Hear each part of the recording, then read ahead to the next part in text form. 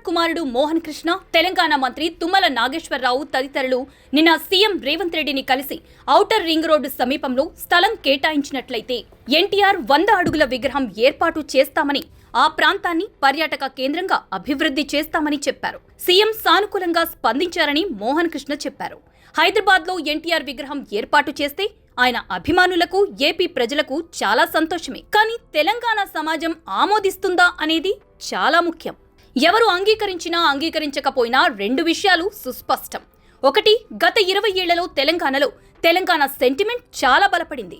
2, తెలంగాణ ఎన్నికలను ఆంధ్ర ఓటర్లు ప్రభావితం చేయగలరు. తెలంగాణ సెంటిమెంట్ బలంగా ఉన్నప్పుడు తెలంగాణ సమాజం ఆమోదం లేకుండా హైదరాబాద్ నడిబొడ్డున 100 అడుగుల ఎన్టీఆర్ విగ్రహం ఏర్పాటు చేస్తే కాంగ్రెస్ పార్టీ పట్ల ప్రజలలో తప్పకుండా వ్యతిరేకత మరింత పెరుగుతుంది. తెలంగాణ తల్లి విగ్రహం విషయంలోనే రేవంత్ రెడ్డి విషయాన్ని తెలంగాణ సమాజం ఆమోదించిందో లేదో ఇంకా తెలీదు. అటువంటప్పుడు ఎన్టీఆర్ విగ్రహం ఏర్పాటు చేస్తే తెలంగాణ సమాజం ఆమోదిస్తుందా?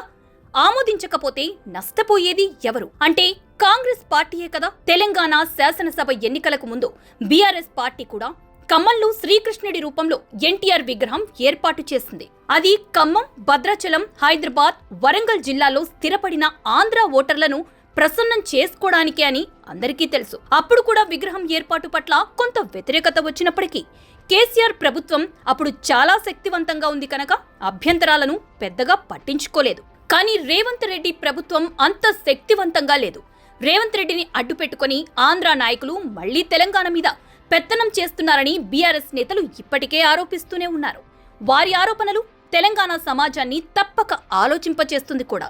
అయితే ఎన్టీఆర్ విగ్రహాన్ని బీఆర్ఎస్ పార్టీ వ్యతిరేకిస్తే గ్రేటర్ ఎన్నికలలో హైదరాబాద్లో ఉన్న ఆంధ్ర ఓటర్లు దానికి దూరమవుతారనే ధీమా, ఆలోచన రేవంత్ రెడ్డికి ఉండి ఉండవచ్చు. కానీ కేవలం గ్రేటర్ లెక్కలు మాత్రమే చూసుకుని అడుగులు ముందుకు వేస్తే భవిష్యత్తులో కాంగ్రెస్ పార్టీకి నష్టం కలిగే ప్రమాదం ఉంటుంది. కనుక ఔటర్ రింగ్ రోడ్డు వద్ద కంటే సినీ పరిశ్రమకు చిరునామాగా ఉన్న ఫిలిం నగర్లో ఎన్టీఆర్ విగ్రహం శ్రీకృష్ణుడు లేదా శ్రీరాముడు లేదా మరో సినీ రూపంలో ఏర్పాటు చేయిస్తే తెలంగాణ సమాజం కూడా ఆమోదించవచ్చు.